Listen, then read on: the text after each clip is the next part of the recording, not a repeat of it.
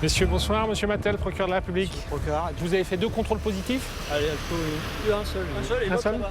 D'accord. Et l'autre là, il est là-bas. D'accord. Monsieur, bonsoir, Jean-Marie. Présentez votre permis, s'il vous plaît, sur la carte grise du véhicule. Vous fumez des stupéfiants? Vous fumez?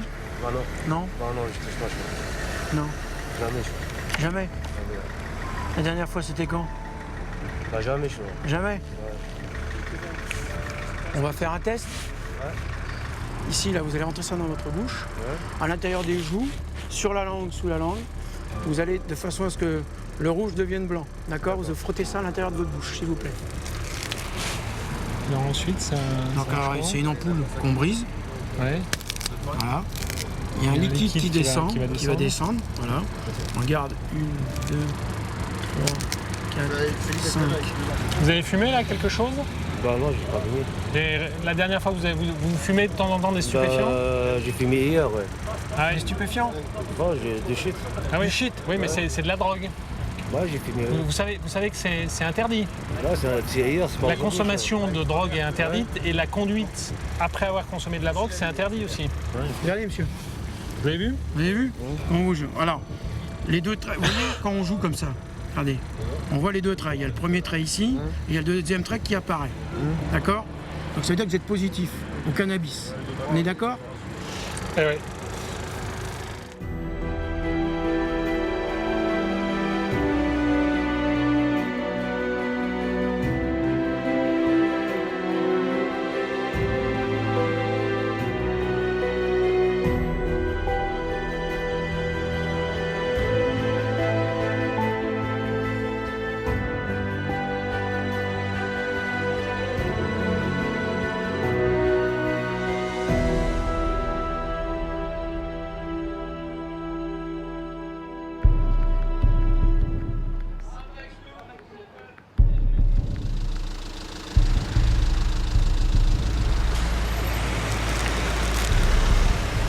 Monsieur, bonsoir, Jean-Marie, contrôle alcoolémie.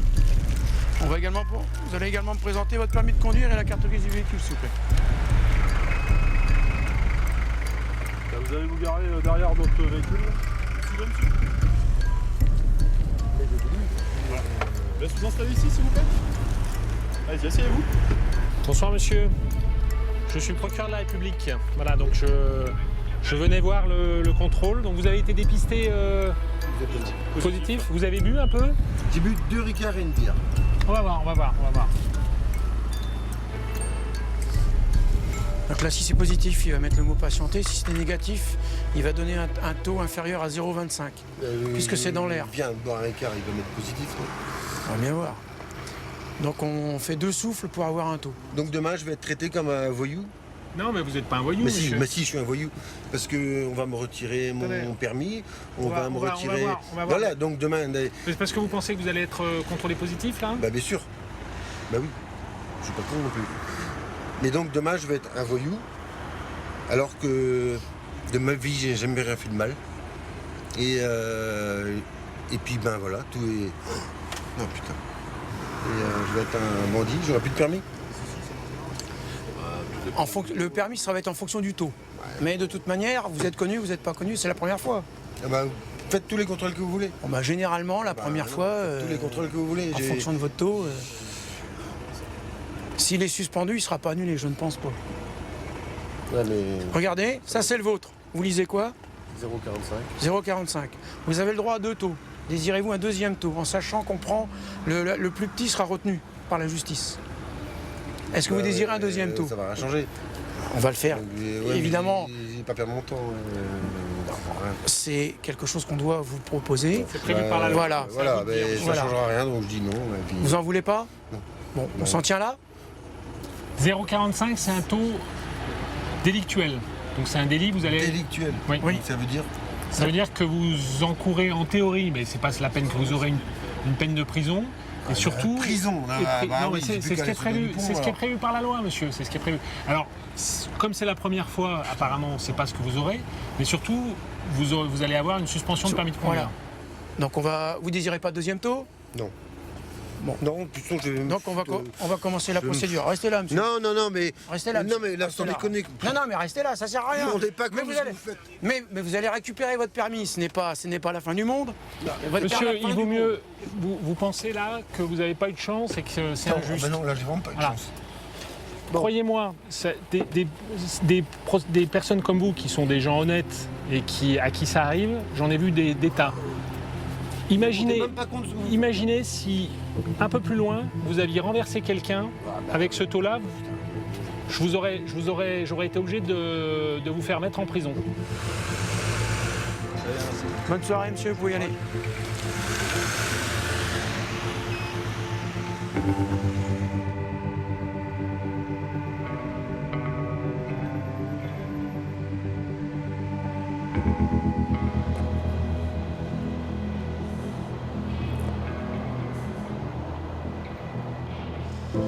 Brest, c'est une ville d'une taille importante qui est vraiment à la pointe de la Bretagne et à la pointe de l'Europe. C'est une ville où les gens sont travailleurs. C'est une ville aussi où il y a beaucoup d'étudiants. C'est une ville qui a une vie nocturne assez importante. L'alcool est très consommé par les auteurs comme par les victimes d'infractions. Et depuis plusieurs mois, il y a eu une forte dégradation de la sécurité routière. On a un nombre de morts qui a progressé. Si l'on écarte la question de l'alcool, on aurait une diminution extrêmement importante du nombre d'infractions commises, pas uniquement des infractions routières d'ailleurs, mais de toutes les infractions, parce que le nombre de personnes qui sont interpellées et qui doivent être, avant une garde à vue, placées en dégrisement, est particulièrement important à Brest, c'est vrai.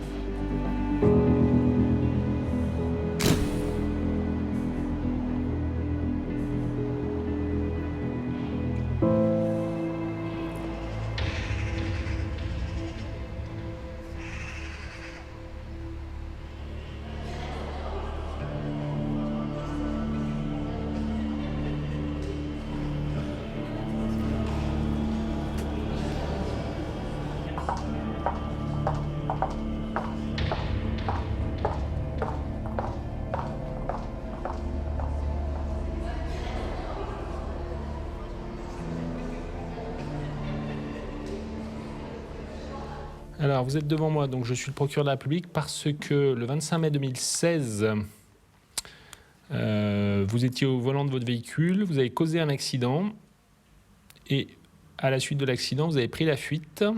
Il y a eu une espèce de mini-course-poursuite. C'est ça, hein? Et finalement, à Saint-Martin-des-Champs, vous avez eu finalement un accident, c'est ça, non? Hein? Donc les gendarmes, les policiers ont finalement pu vous contrôler et vous étiez sous l'empire d'un état alcoolique. Voilà. Comment ça s'est passé? En fait, j'ai tapé les voitures au départ, j'ai fait demi-tour et en fait, j'ai vu que la police était là et je sais pas, j'ai paniqué, je suis parti. Vous avez vu les signes qu'ils vous ont fait pour... Ouais, Puis surtout qu'ils vous ont poursuivi. Je suppose qu'ils ont dû le faire comme ils le font habituellement, c'est-à-dire qu'ils ont mis le gyrophare et le 2 tons. Donc vous ne pouviez pas ignorer que c'était la police. D'accord. D'ailleurs, vous les aviez vus. ouais. Hein? Et donc vous aviez un taux de... Vous aviez un taux de... Et le gagnant est... 0,85. Ah oui, c'est un taux quand même relativement important. Vous avez plus du double légal. Hein. La CRPC, c'est je reconnais le principe de l'infraction, donc on ne va pas discuter, on ne va pas revenir en détail sur la façon dont les faits ont été commis. Je reconnais l'infraction, j'ai commis une infraction, donc je sais que c'est une infraction et que je vais avoir une peine, et je discute avec le procureur qui va me proposer une peine. J'accepte, je n'accepte pas, et si cette peine est proposée, elle est ensuite éventuellement validée par un tribunal. Donc, moi, il m'arrive en CRPC de faire de ce que j'appelle l'engueulothérapie, parce que je dis clairement aux personnes qu'ils ont commis des faits qui sont inacceptables et qu'ils méritent une vraie sanction pénale. Et d'ailleurs, la plupart du temps, on a en face de nous des personnes qui disent « oui, monsieur le procureur, c'est vrai ». Vous avez choisi, après un accident, de ne pas faire face à vos responsabilités, de ne pas obéir aux injonctions des policiers et de prendre la fuite dans des conditions dangereuses. On est d'accord? S'il y avait eu, par exemple, ce jour-là, une petite fille qui traversait devant vous, qu'est-ce qui se serait passé?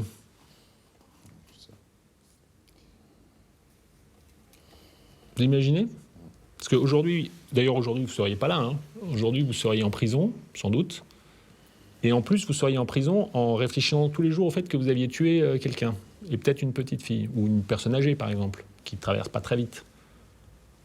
Par rapport à la gravité des faits, même si c'est une première fois, j'ai proposé une peine de 3 mois d'emprisonnement avec sursis, 300 € d'amende.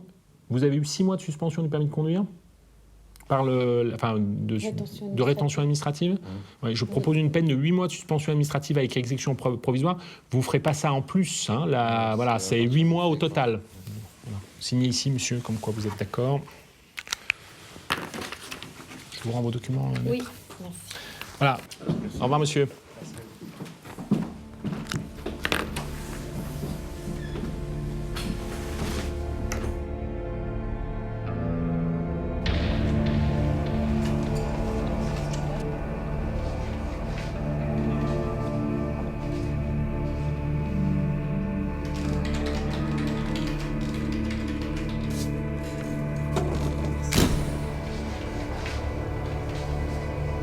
Je suis Madame Tourout, substitut du procureur. On s'est déjà vu, vous m'avez vu, mais pas moi, par visio hier dans le cadre de la prolongation de votre mesure de garde à vue. Je vous ai reproché d'avoir à Brest, monsieur, le 21 septembre 2016, et en tout cas sur le territoire national et depuis temps non prescrit, d'avoir commis des outrages par parole, gestes ou menaces de nature à porter atteinte à la dignité, au respect dû à la fonction de Madame Zlane brigadier, monsieur Nixon Bloch brigadier, monsieur Lafayette brigadier chef, personnes dépositaires de l'autorité publique dans l'exercice de leurs fonctions, en l'espèce en leur disant bande de fils de pute, allez vous faire foutre, connard enculé, bande de bons à rien, vous me cassez les couilles, et en leur adressant des bras d'honneur. Et donc j'ai indiqué tous les propos que vous avez cumulés, je dirais, lors de cette soirée à l'encontre des fonctionnaires de police. Il vous est également reproché d'avoir, dans les mêmes circonstances de temps et de lieu, commis des agressions sonores en vue de troubler la tranquillité du voisinage, en l'espèce en augmentant volontairement le volume sonore de la musique et de la télévision en pleine nuit, monsieur. Ce qui est également constitutif d'une infraction. On ne peut pas se permettre de mettre un bazar pas possible à 2h du matin et qu'il n'y ait pas de conséquences. Monsieur, vous êtes sorti de détention en janvier 2016. Vous avez un travail, vous avez un logement, et malgré tout, on vous retrouve dans cette situation. Vous pouvez m'expliquer pourquoi? Juste avant le départ, parce que là, je pars en mer ce soir. Et avant le départ, j'ai fait une soirée, quoi. D'accord. Et en étant alcoolisé, la musique trop fort.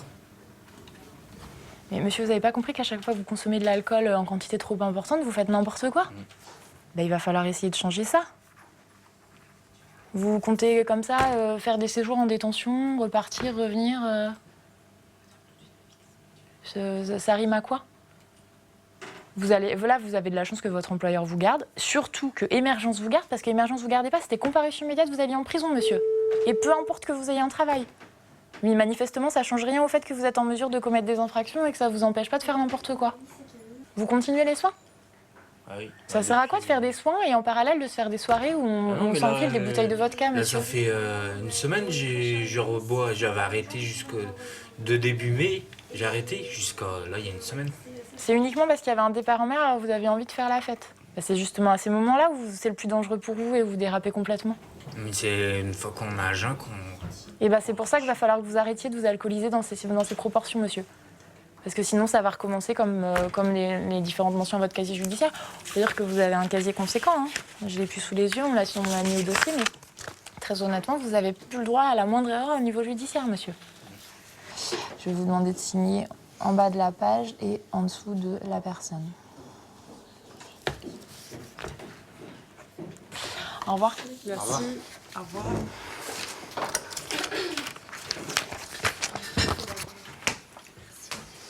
Il va y avoir un plan alcool qui va être lancé pour essayer de faire baisser la délinquance à travers des actions de prévention en matière d'alcool. C'est quand même, ça dit toute l'importance de l'alcool à Brest sur la délinquance.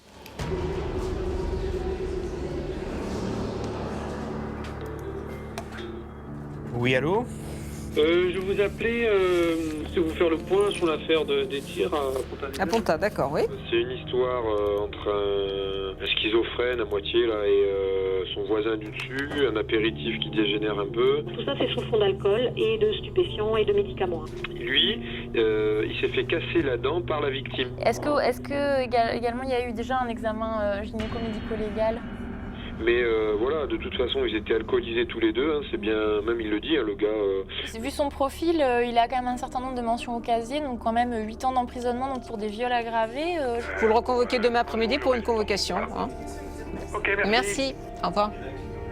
On est amené à prendre à la permanence entre 11 000 et 15 000 décisions, classement, poursuite, déferment par an. C'est très important. Eh bien, malgré ce flot, il faut arriver à faire en sorte de faire du cousimain dans chacune des affaires. C'est des décisions qu'on prend souvent, on a quelques secondes ou quelques minutes pour les prendre et qui peuvent avoir des conséquences graves. Donc il faut vraiment faire en sorte que l'organisation qu'on a mis en place, et ça c'est la responsabilité et le rôle du procureur, faire en sorte que l'ensemble des collègues travaillent dans les meilleures conditions pour qu'on arrive, malgré le flot des décisions à prendre la meilleure décision au moment où on doit la prendre. Allô, Madame Touroud ? Oui, bonjour Madame Touroud, l'adjudant chef de la brigade de l'Aisne-Rhin. Oui. Je me permets de vous appeler pour vous informer de la situation suivante. Demain, on agit dans le cadre d'un dossier de corruption de mineurs par personne mise en contact avec la victime par réseau de communication, détention d'images à caractère pédopornographique et offre ou mise à disposition de ces images. Oui. Et donc on a convoqué le mis en cause demain matin à 8h30 pour le placer en garde à vue. D'accord. Alors le but de mon appel était celui-ci, ce monsieur est déjà connu de la justice. Effectivement, oui. Pour des faits de viol notamment, et déjà pour des faits de corruption de mineurs. Parce que bon, la garde à vue est une chose, mais c'est surtout aussi pour voir des modalités si il y aurait une éventuelle présentation ou s'il n'y aurait pas d'éventuelle présentation. Parce que on a saisi on avait été faire de la perquisition, on a trouvé des images de caractère pédopornographique sur quasiment l'ensemble des En quelle quantité à peu près ? Qu'il avait en sa possession. En quelle quantité à peu près ? Il y a ce qu'il faut. Hein. Alors les détentions d'images pédopornographiques, souvent les personnes font état d'une vraie dépendance, à savoir un besoin presque d'aller consulter ce type de fichier et d'en télécharger de façon souvent massive parce que ça correspond du coup à quelque chose qui les attire et qu'ils n'arrivent pas à contrôler, une forme effectivement de dépendance. Alors pour reprendre rapidement l'historique, votre saisine, elle part de quoi ? Elle part d'une plainte. D'accord. Une plainte d'une maman qui voit que sur le téléphone portable de sa fille, il y a des conversations par Facebook avec un homme et avec des discussions portant sur la sexualité.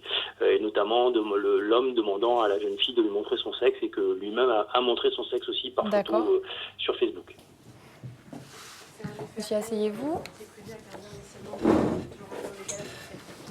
Donc, il vous est reproché, monsieur, de vous être à Brest le 28 décembre 2015, en tout cas sur le territoire national et depuis temps non prescrit, rendu coupable de corruption de mineurs, et ce via un réseau de communication électronique.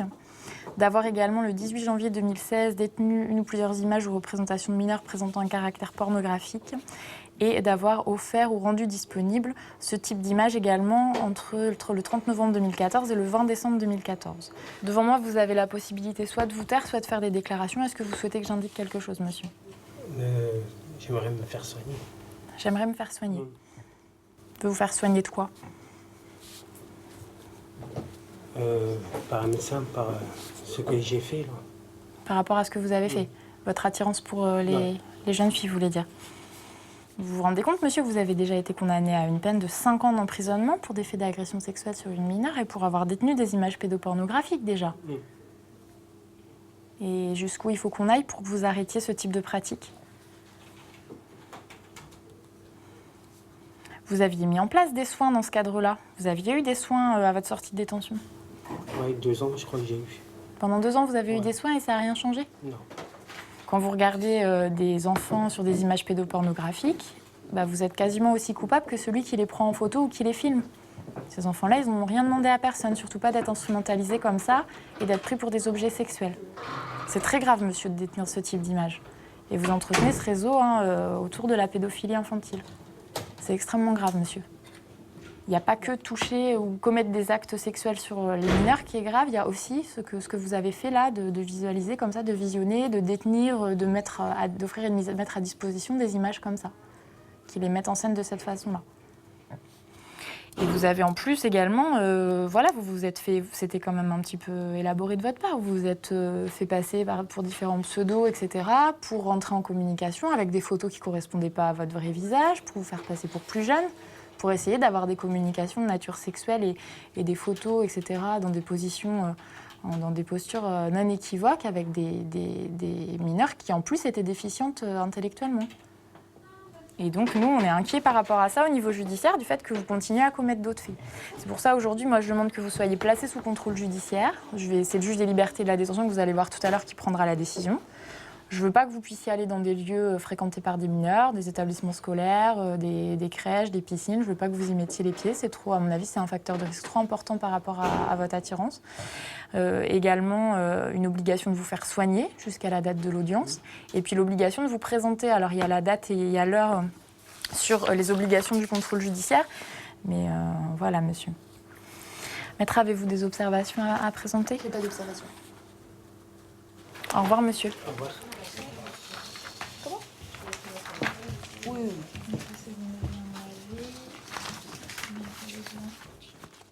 On a des cas qui sont extrêmement variés, donc on en a régulièrement aux audiences des personnes condamnées pour ce type d'infraction. Et les profils sont très variés, ça peut aller de personnes extrêmement bien insérées socialement, avec un niveau d'études élevé, qui ont des enfants de l'âge finalement de ceux qui peuvent être victimes sur les images qu'ils visionnent aussi. Donc c'est toujours ça qui surprend un peu. On a toujours effectivement la crainte en arrière-plan de passage à l'acte réel sur des enfants de son entourage de la part de quelqu'un qui a ce type d'attirance. Entrez, monsieur. Asseyez-vous. L'avocat, il n'y a pas... asseyez-vous, monsieur, asseyez-vous. Je saisis le juge d'instruction d'une information judiciaire contre vous sous les qualifications d'agression sexuelle incestueuse sur une mineure de 15 ans, fait commis entre le 1er mars 2014 et le 10 août 2014, et agression sexuelle incestueuse sur un mineur de plus de 15 ans, fait commis entre le 10 août 2014 et le 15 décembre 2015. En fait, on tient compte du fait que vous avez commis des faits alors qu'elle était âgée de moins de 15 ans, et vous avez commis des faits alors qu'elle était âgée de plus de 15 ans. D'accord ? Et je vais demander au juge d'instruction de saisir le juge des libertés et de la détention pour vous placer en détention provisoire au regard des risques inhérents que je développerai devant le juge des libertés, dans la mesure où votre fille d'abord vit encore chez vous, ce qui est complètement incroyable. Non, mais c'est parce qu'elle est revenue. Oui, non, mais monsieur, peu importe. Vous vous rendez compte de la gravité des faits. Je ne peux pas la rejeter. Non, mais... C'est surréaliste ce que vous me dites. Mais il n'y a pas de discussion. Et ajoutez au fait, en plus, que monsieur... Attendez, monsieur. Ajoutez au fait, monsieur, que vous travaillez dans un établissement scolaire. Enfin, j'en tire aucune conclusion, hein. Je n'en tire aucune conclusion. Mais ça me laisse un peu... Ça me surprend un peu, quand même. D'accord ? Voilà. Allez. Il faut retourner... chez sa mère. Mais ça, c'est à voir après. Vous verrez avec le juge d'instruction, monsieur. Vous verrez avec le juge d'instruction. D'accord ? Allez, vous pouvez y aller.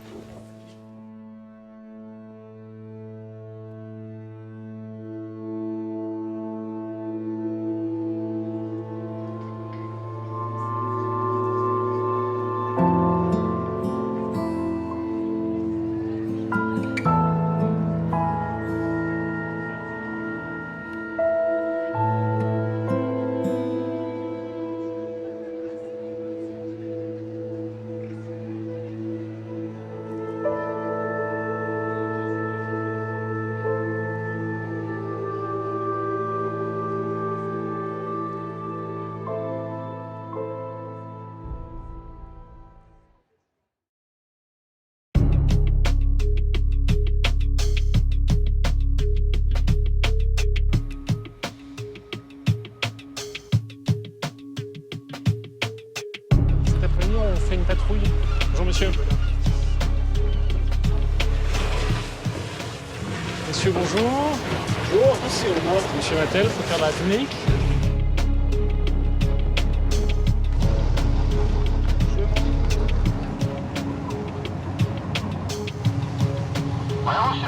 On ne le sait pas, Brest est tribunal maritime et notamment est susceptible de juger toutes les affaires d'abordage, de collision ou de catastrophe avec un bateau qui, à la suite d'une imprudence de son capitaine, serait amené à s'échouer sur la côte. Avec d'ailleurs une compétence élargie, puisque là, ce n'est pas uniquement les côtes du Finistère, on va de la baie du Mont-Saint-Michel, en matière de sécurité nautique, jusqu'à la Vendée. Secteur Brest.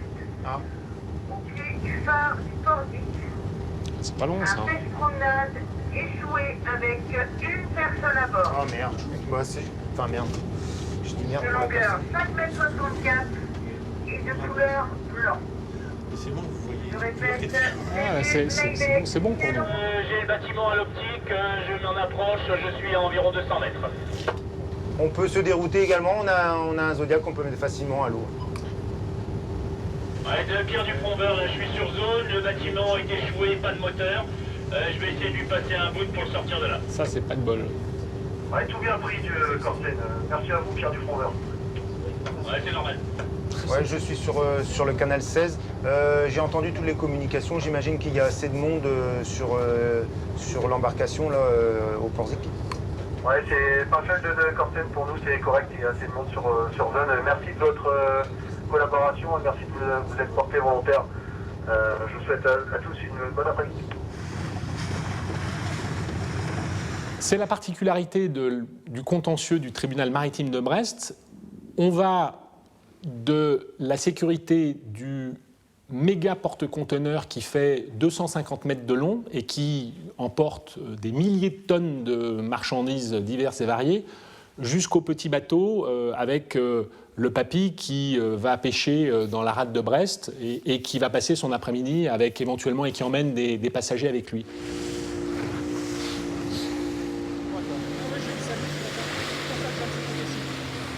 Bonjour monsieur, gendarmerie maritime. Est-ce qu'on peut effectuer un contrôle? Donc il me faudrait la carte de circulation et le permis s'il vous plaît. On va commencer par le matériel de sécurité. Est-ce que vous avez du matériel de sécurité à bord, une brassière en l'occurrence? Voilà. Pardon. Donc j'ai ma brassière. Donc voilà. Donc nous ce qu'on regarde, on cherche, c'est l'étiquette CE. Alors des fois on a du mal à les trouver. J'ai le bateau depuis l'année dernière, au mois de mars. Oui. Je me suis fait contrôler, je sais pas, l'adjudant le connaissait. Oui, tout à fait. Donc il m'a contrôlé l'année dernière, je venais d'avoir mon bateau. Et justement, en parlant des brassières, j'avais les brassières d'origine du bateau. Qui étaient plus bonnes. Qui n'étaient pas CE. Donc il m'a fait racheter tout. Mais c'est un 5A 21B ça. Ben, moi j'ai acheté ce qu'il m'a dit. Donc il a contrôlé, je l'ai emmené, il m'a dit que c'était bon. Ouais, mais c'est pas un 34B ça. C'est un 21B. Bon non plus. Non mais il est trop faible en capacité. D'accord. Alors je ne vous dresse pas procès verbal. Par contre, je vais quand même vous notifier une convocation pour que vous me présentiez le matériel. D'ailleurs, le sens des contrôles comme ça, c'est pas d'embêter les gens. Hein. Voilà, c'est vraiment de rappeler les règles de sécurité parce qu'ensuite, moi, je vois beaucoup de procédures où les gens ont régularisé, donc je ne poursuis pas, mais je vois aussi des procédures où il y a des infractions graves à la sécurité qui peuvent avoir des conséquences. On a tous les ans des gens qui meurent, des bateaux qui se percutent, des bateaux qui prennent feu voilà, sans qu'on puisse bien éteindre l'incendie. Donc le sens, c'est vraiment rappeler les règles de sécurité et s'assurer qu'il y ait le moins d'ennuis possible, quoi.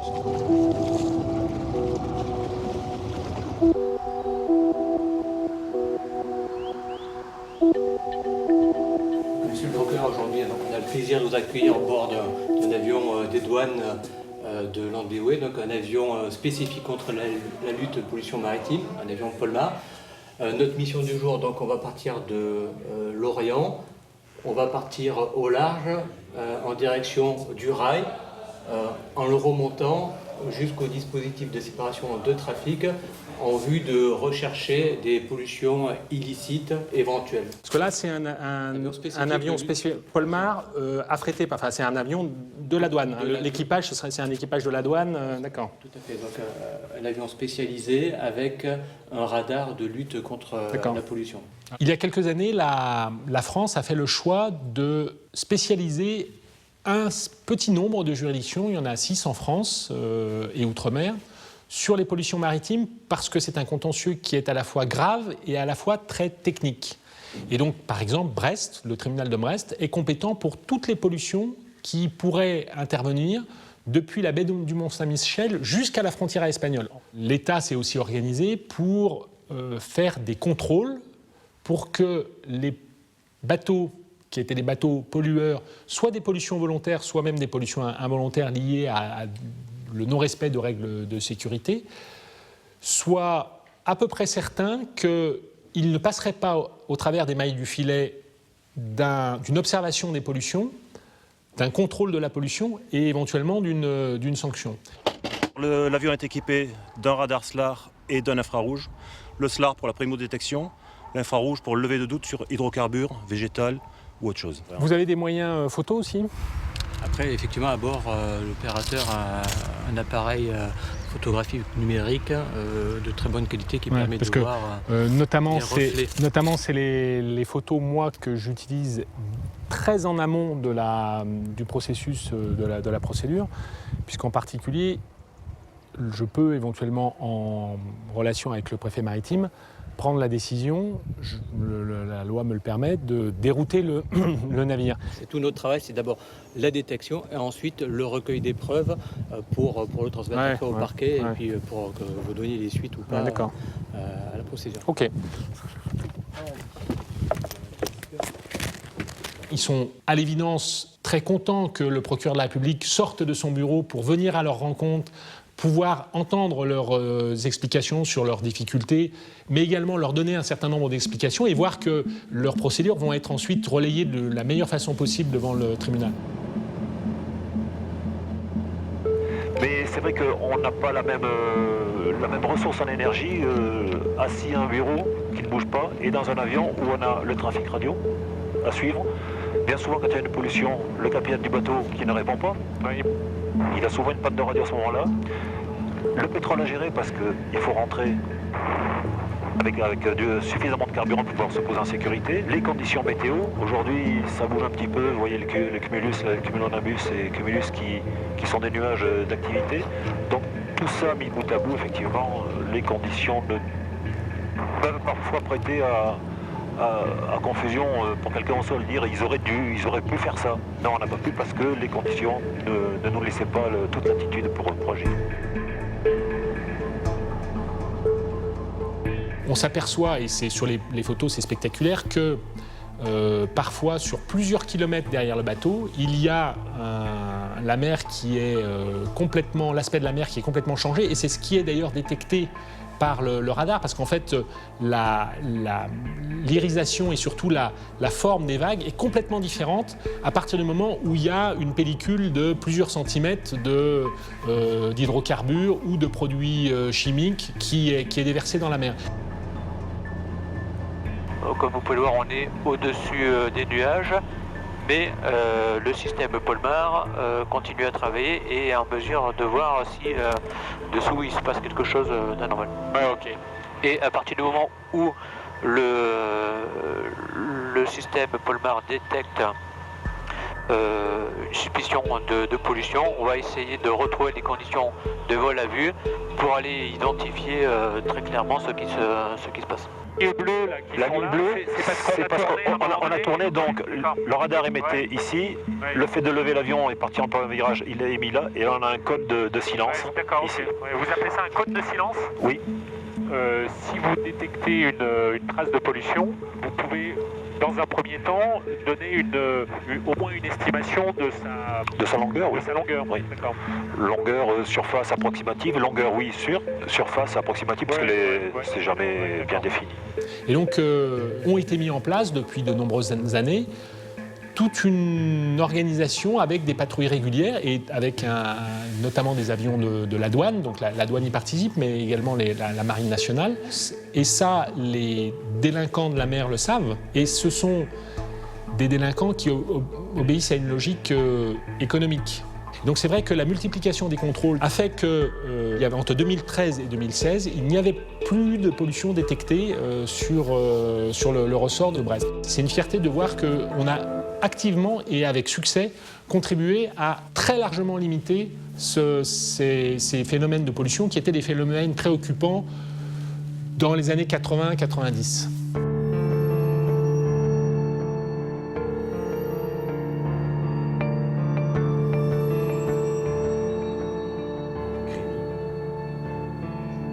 Il ne sera plus disponible parce qu'elle finissait sa vacation. Il avait un regard de fou, à aucun moment il n'a essayé de freiner ou de se décaler, au contraire il a foncé sur nous. Je vous demanderai dans le cadre de cette procédure une peine allant de 4 à 5 ans d'emprisonnement.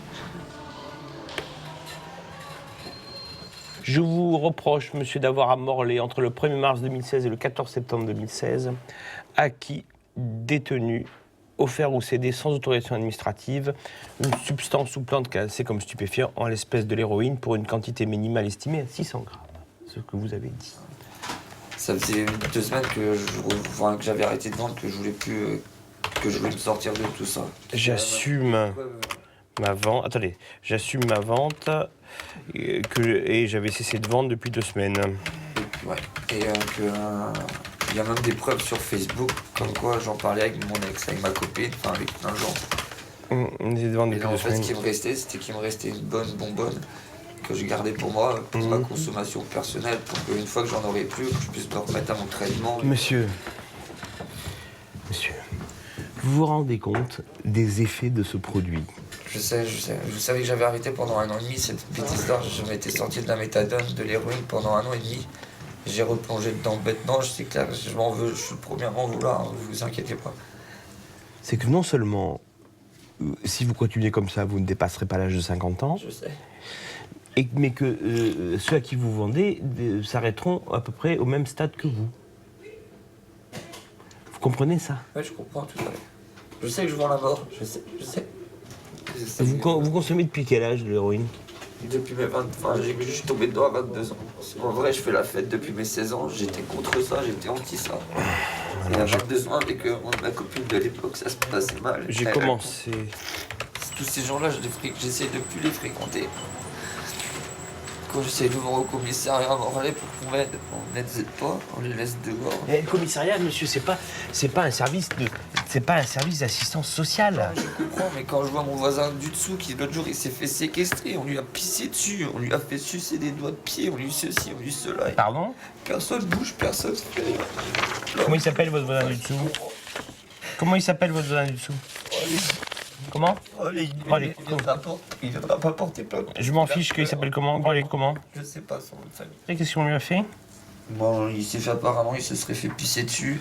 Et quelqu'un l'aurait obligé à sucer le doigt de son pied.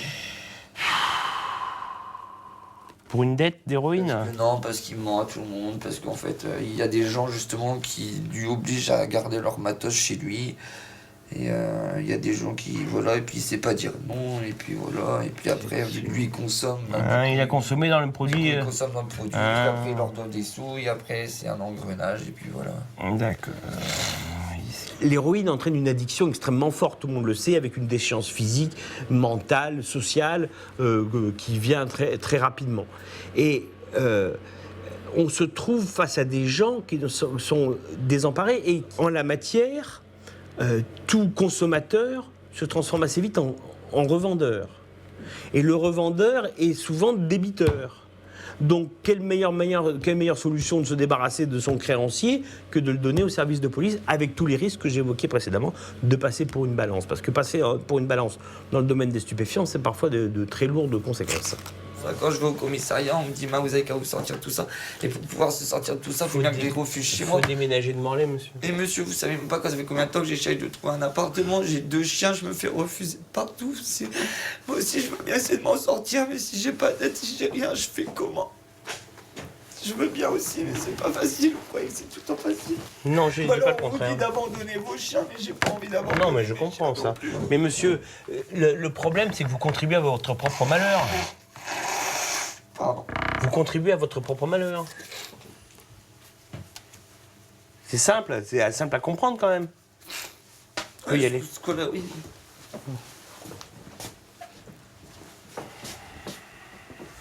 On n'est pas des machines. C'est-à-dire que on est toujours habité du souci de comprendre ou d'essayer d'expliquer. Nous ne jugeons pas des ombres. On ne juge pas des portraits, des caricatures ou des esquisses. On juge des êtres humains. Voilà. Et toute la palette des caractères trouve à s'exprimer devant nous de manière peut-être encore plus exacerbée, parce que les gens sont dans une situation, il ne faut pas le nier, qui est quand même relativement compliquée quand ils sont déférés. Ce n'est pas une situation simple.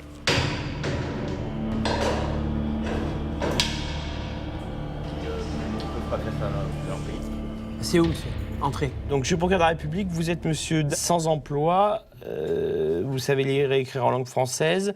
Et je vous reproche, monsieur, d'avoir à Brest, entre le 11 septembre 2016 et le 15 septembre 2016, en tout cas sur le territoire national et député non couvert par la prescription, paru dans le Finistère, lieu qui vous était interdit et sur un état de récidive légale pour avoir été condamné le 25 avril 2016 par le tribunal correctionnel de Brest pour des faits identiques ou assimilés. Violation d'interdiction de séjour en état de récidive légale, monsieur. Et je vous reproche aussi de la dégradation légère de la porte de l'appartement de Madame et cette dégradation ne causant qu'un dommage léger. Et je ne vous reproche pas de violence, parce que les violences ne sont pas établies, me semble-t-il. Est-ce que vous avez des choses à dire ou à pas me dire? Non, je n'ai rien à dire. Je n'ai rien à dire. Sachant, monsieur, que vous êtes peut-être le seul dans cette juridiction depuis bien des années à être poursuivi pour violation d'interdiction de séjour en état de récidive légale. C'est quand même assez relativement rare. Hein. Oui, mais pourquoi vous venez? Mais c'est incroyable, monsieur. Et en plus, je ne sais pas si c'est vrai, dans la procédure, il est indiqué que vous êtes déjà venu au mois d'août.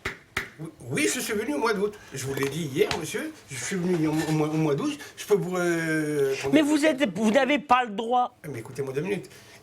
Quand j'étais incarcéré, Émergence, ils ont donné mon scooter à un type. Le type, soi-disant, moi je l'ai vendu. J'étais incarcéré. Hein. Soi-disant, ils l'ont vendu. Il s'est fait attraper à recouvrance, le type. Avec mon scooter volé. Il dit que c'est le sien.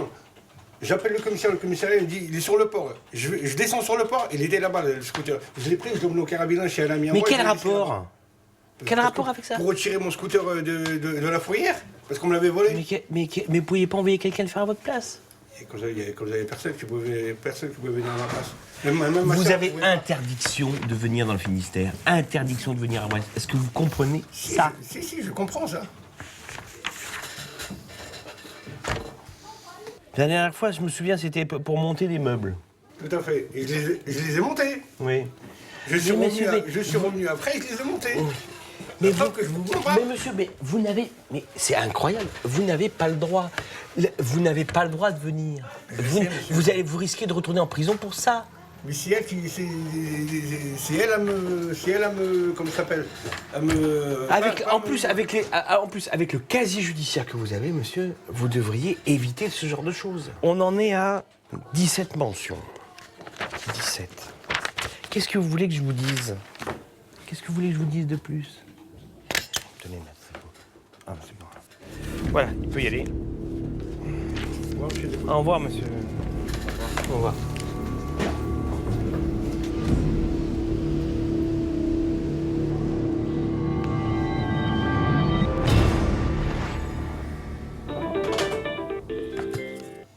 Allô, Madame Touroud? Oui, alors, j'ai eu un appel de la cadre de permanence de la clinique Kérodrin. D'accord.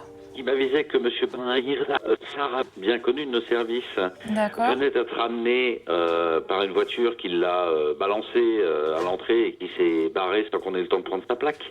D'accord. Sarah Desmosel présente 2 plaies par balle, une à la fesse et une à la jambe. Dans le même temps, j'apprends qu'il y a des coups de feu sur Ponta. Donc ça pourrait être la même chose en fait, hein, devant le centre social de Ponta. Voilà, donc monsieur Coffele, je me demandais de prendre la tâche avec vous, savoir si vous saisissiez la PJ oui, sur oui, bien sûr. Hein. l'affaire de oui. monsieur Farab. Tout à fait. Vous savez vers quelle heure c'était? Là, il y a 10 minutes, un quart d'heure. D'accord. Il faudra voir de toute façon, effectivement, faire rapidement. Qui apparemment appelle le 17 en disant qu'elle a vu une voiture avec un scooter à côté. Dans la voiture, quelqu'un qui tenait apparemment un pistolet ou un revolver. Et le jeune homme en scooter tombé par terre, elle a entendu une détonation. Voilà, tout ce qu'on a pour l'instant. Bon, alors déjà, c'est vrai qu'il faudra identifier rapidement cette requérante pour pouvoir l'entendre, puis voir au niveau du centre social qui a vu quoi, etc., faire un peu un panel, avoir rapidement un listing des gens qui ont pu être témoins de quelque chose ou entendre ou voir des choses, parce que c'est vrai qu'après, les gens disparaissent vite dans la nature. On a eu des exemples sur des dossiers récents où on a eu du mal à avoir des témoignages. On va leur filer un coup de main là-dessus. D'accord, écoutez, on fait comme ça, puis moi j'en informe le procureur immédiatement. Très bien. Merci au revoir.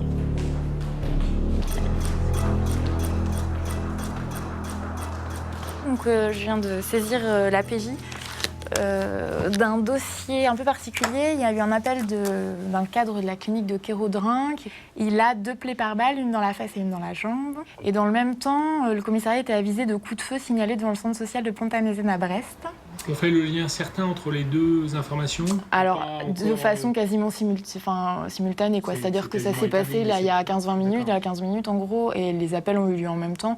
Donc je pense que le lien peut être fait de façon assez formelle. Après, on ne sait pas qui a apporté la victime en fait à la clinique. 6 antécédents Cassiopée, 2 condamnations. Ah tiens, il était convoqué hier devant le tribunal correctionnel pour port d'armes et conduite sans permis. Bon.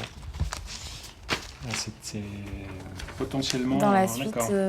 Bon, mais j'avais ouvert une instruction, non, ces jours sont pendus. J'avais ouvert une instruction, je vous avais dit assez récemment, sur des dégradations en réunion par des personnes cagoulées avec des battes de baseball, de véhicules là, un peu en rafale. C'était dans le cadre de règlement de compte Pontanezen-Kérourien. Oui, mais... Alors je ne sais pas si ça s'inscrit encore là-dedans. D'ailleurs, il doit y avoir, normalement, dans les jours qui viennent, il va y avoir une intervention, ou courant octobre, une intervention... des interpellations dans le cadre de ce dossier. Oui, donc c'est ce qu'on m'a indiqué, je pense, la semaine prochaine ou quelque chose comme ça. Alors, est-ce qu'il y a un lien à faire? Je ne sais pas. En tout cas, règlement de compte, ça y ressemble, quoi. Que ce soit du studio, que ce soit entre quartiers ou autre. D'accord, mais très bon... Ouais, c'était ce qu'il fallait faire, hein. Oui, c'est oui, une oui. PJ. Ouais.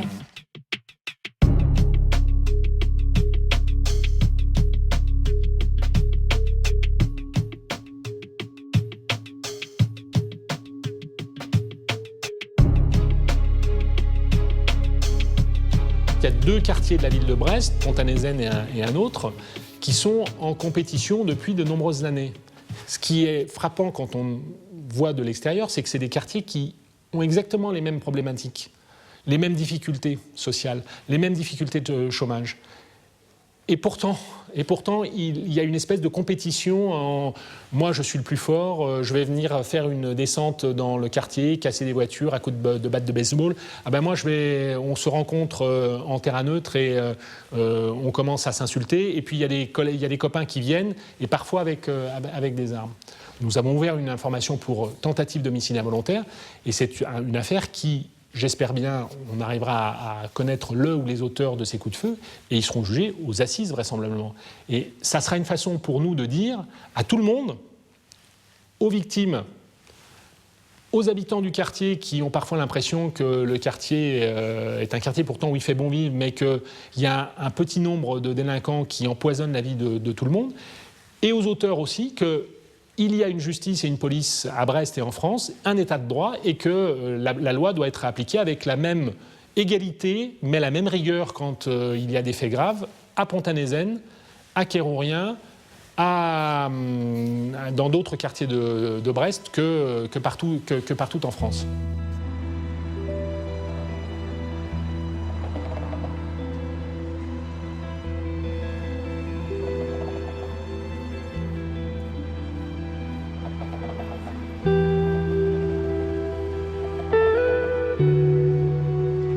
Tout le monde sait que la justice a des moyens qui ne sont pas à la hauteur des missions qu'elle doit faire.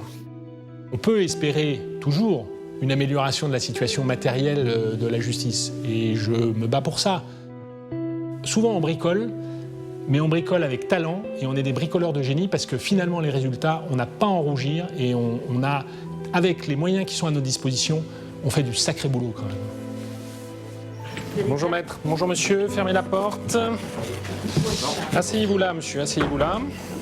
Maître, asseyez-vous là.